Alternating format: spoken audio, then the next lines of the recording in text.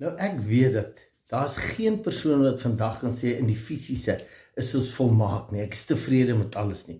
Almal van ons het maar uitdagings, almal het maar 'n area wat ons voel, ek wil graag die verander, ek wil graag verbeter in die area, want dit steel my joy, dit steel my potensiaal.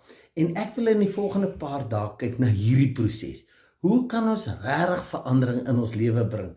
Wat is die metodes? Wat is die dissiplines wat ons moet inbou?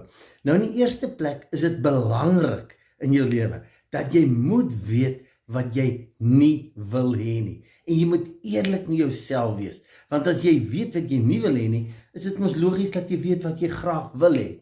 En dan wil ek hê, jy moet weet, jy moet gaan sê, wat is die redes hoekom ek dit nie wil hê nie? En jy moet dit duidelik vir jouself uitklaar. Ongelukkig weet mense hulle verander, maar hulle wag eers tot die pop op die venster uit, dan wil hulle verandering begin.